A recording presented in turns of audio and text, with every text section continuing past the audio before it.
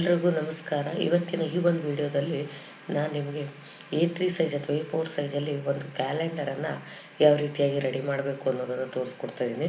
ಮೊದಲು ನಾವೇನು ಮಾಡಬೇಕು ಅಂದರೆ ಫೈಲ್ ಮೆನುಗೆ ಹೋಗಿ ಅಲ್ಲಿ ಒಂದು ನೀವು ಪೇಜನ್ನು ತೊಗೋಬೇಕಾಗತ್ತೆ.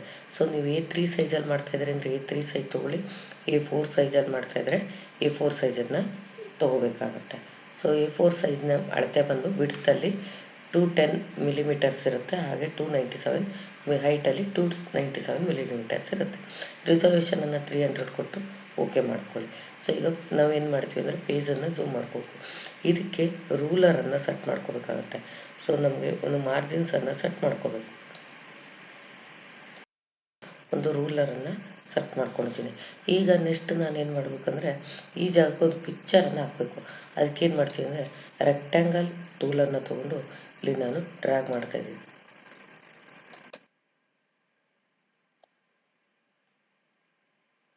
ಕಂಟ್ರೋಲ್ ಎಂಟರ್ ಬಟನನ್ನು ಪ್ರೆಸ್ ಮಾಡ್ತಾ ಇದ್ದೀನಿ.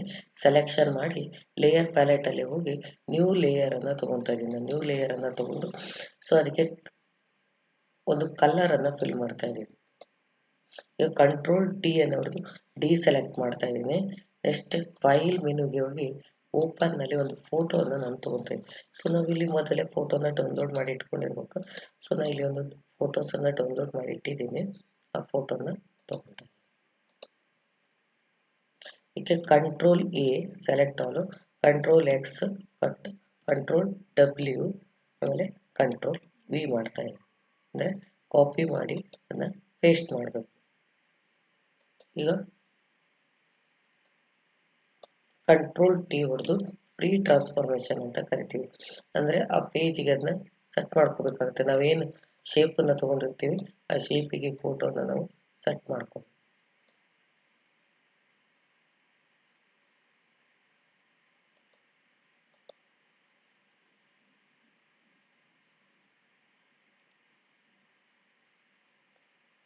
ಈಗ ನಾವು ಲೇಯರ್ 1 ಇದೆಯಲ್ಲ, ಲೇಯರ್ 1 ಮತ್ತು ಈ ಲೇಯರ್ 2 ಅನ್ನು ಮರ್ಜ್ ಮಾಡಬೇಕಾಗುತ್ತೆ. ಸೊ ನಾನು ಕಂಟ್ರೋಲ್ ಇಲ್ಲಿ ನಾನು ಕ್ಲಿಕ್ ಮಾಡ್ಕೊಂಡಿದ್ದೀನಿ ಮತ್ತು ಕಂಟ್ರೋಲ್ ಇ ಅನ್ನು ಪ್ರೆಸ್ ಮಾಡ್ತಾ ಇದ್ದೀನಿ. ಈಗ ಮರ್ಜ್ ಆಗಿದೆ ನೋಡ್ರಿ.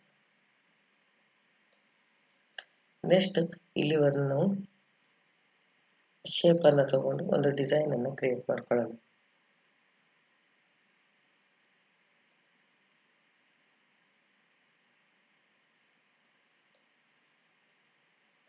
ಆಂಕರ್ ಪಾಯಿಂಟ್ ಟೂಲಿಂದ ನಾವು ಪಾಯಿಂಟ್ ಮಾಡ್ಕೋಬೇಕಾಗುತ್ತೆ.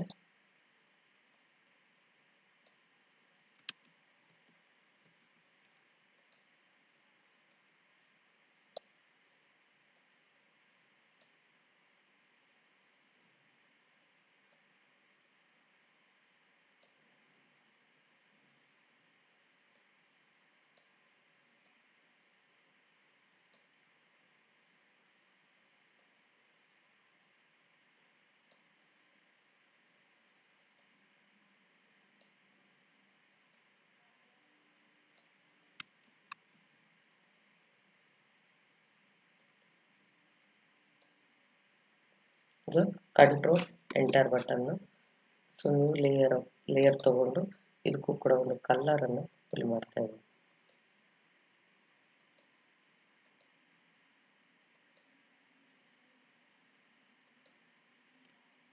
Control D select. ಈಗ ನಾನು ಟೆಸ್ಟ್ ಟೂಲನ್ನು ತಗೊಂಡು ಇಲ್ಲಿ ಟೆಸ್ಟನ್ನು ಬರ್ಕೊತಾ ಇದ್ದೀನಿ. ಈ ಟೆಸ್ಟ್ ಟೂಲಿನ ಕಲರನ್ನು ಚೇಂಜ್ ಮಾಡ್ಕೊಳ್ಳಿ. ನಿಮ್ಗೆ ಯಾವ ಕಲರ್ ಬೇಕು ಆ ಕಲರನ್ನು ಅಪ್ಲೈ ಮಾಡ್ಕೊಳ್ಳಿ.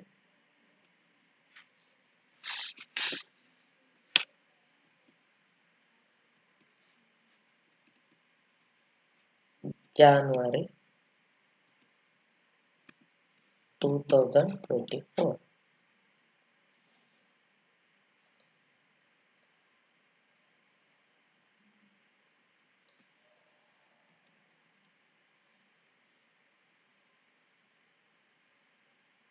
ಹೀಗಾಗಿ ಇನ್ನೊಂದು ರೆಕ್ಟಾಂಗಲ್ ಅನ್ನು ತಗೊಳ್ತಾ ಇದ್ದೀನಿ.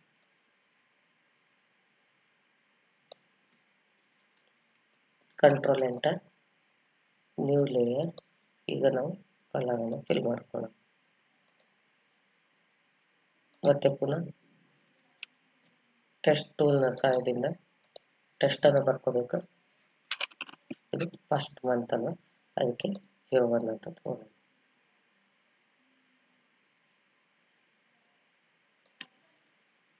ಇಲ್ಲಿ ಮಂತನ್ನು ತಗೊಳ್ಳಿ.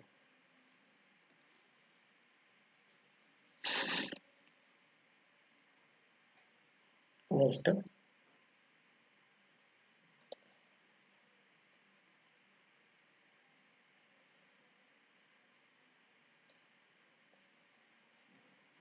ರೆಕ್ಟಾಂಗಲ್ ಟೂಲನ್ನು ತಗೊಂಡು ಕಂಟ್ರೋಲ್ ಎಂಟರ್.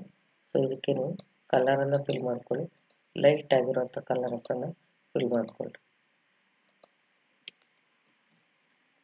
ಈಗ ಕಂಟ್ರೋಲ್ ಜೆ ಅನ್ನು ನೋಡಿದ್ರೆ ಡೂಪ್ಲಿಕೇಟ್ ಆಗುತ್ತೆ.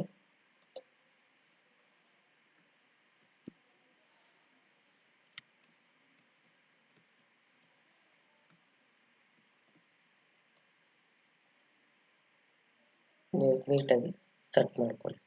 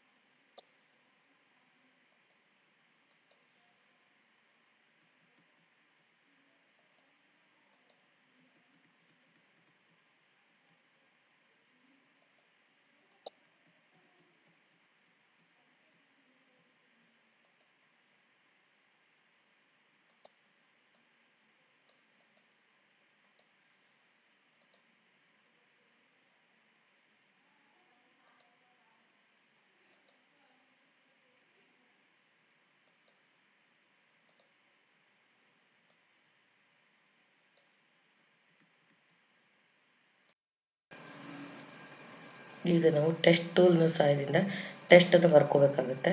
ನಾನಿಲ್ಲಿ ಟೆಸ್ಟನ್ನು ತಗೊತಾ ಇದ್ದೀನಿ.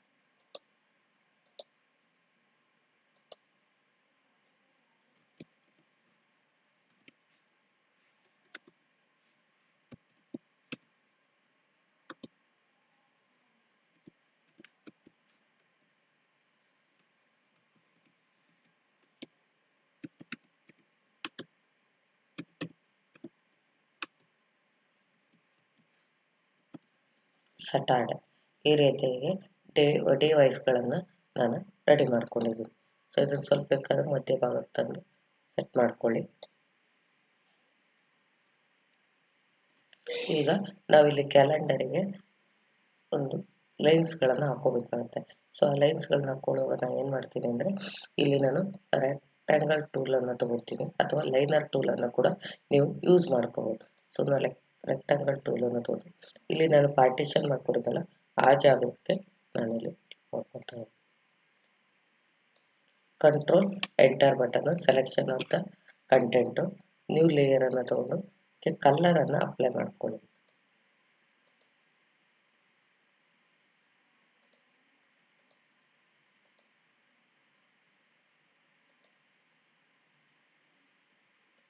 ಗಳನ್ನು ಬರಿತಾ ಹೋಗ ಟೆಸ್ಟ್ ಟೂಲ್ನ ಸಹಾಯದಿಂದ ನಾನು ಟೆಸ್ಟ್ ಟೂಲನ್ನು ತಗೊಂಡು ಈ ಡೇಟ್ಗಳನ್ನು ಬರಿತಾ ಹೋಗ್ತೀನಿ.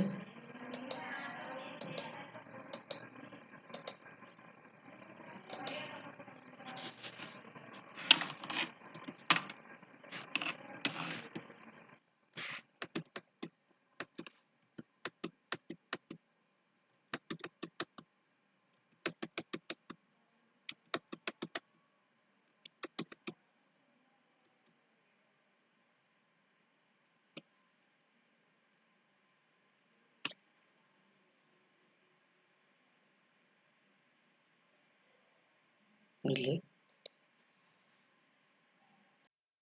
ಟೆಸ್ಟ್ ಟೂಲ್ನ ಸಹಾಯದಿಂದ ಕಂಟಿನ್ಯೂಷನ್ ಬರ್ಕೊತ ಹೋಗ್ರಿ, ಟೈಪ್ ಮಾಡ್ಕೊಂಡು.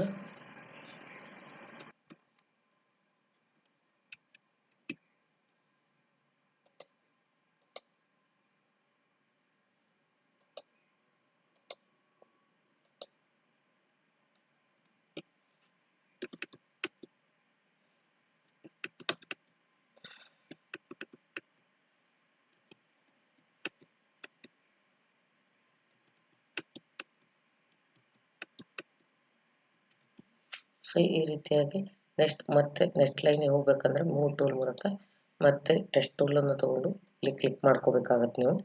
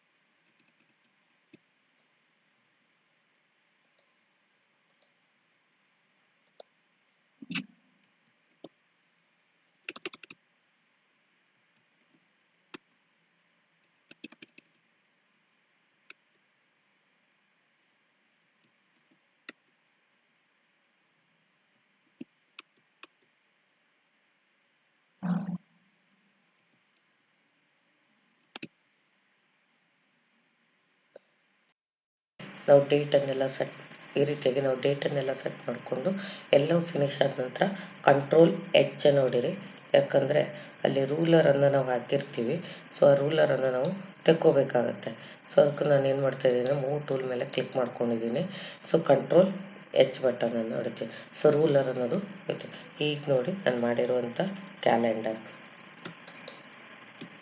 ಈ ರೀತಿಯಾಗಿ ಕ್ಯಾಲೆಂಡರ್ ಬರುತ್ತೆ. ಸೊ ಇಲ್ಲಿ ಬೇಕಾದರೆ ನೀವು ಬೇರೆ ಕಲರ್ಸನ್ನು ಕೂಡ ಅಪ್ಲೈ ಮಾಡ್ಕೋಬೋದು. ಇಲ್ಲಿಯೂ ಕೂಡ ಲೈನ್ಸ್ ಬೇಕು ಅಂದರೆ ಈ ಲೈನ್ಸನ್ನು ನೀವು ಮತ್ತೆ ಒಂದು ಕಾಪಿ ಮಾಡಿಕೊಂಡ್ರೆ ಡೂಪ್ಲಿಕೇಟ್ ಕಾಪಿಯನ್ನು ತೊಗೊಂಡ್ರೆ ಅದನ್ನು ಕೂಡ ಮೇಲ್ಗಡೆಯಲ್ಲಿ ಸೆಟ್ ನೋಡಿ. ಇಲ್ಲಿಯೂ ಕೂಡ ಹಾಗೆ ನೀವು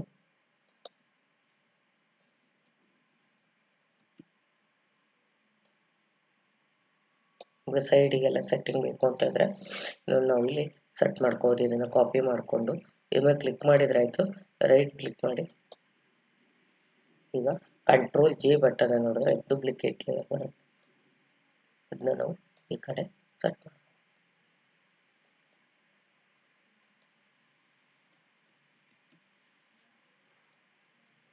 ನೋಡಿ ಈ ರೀತಿಯಾಗಿ ಕಲರ್.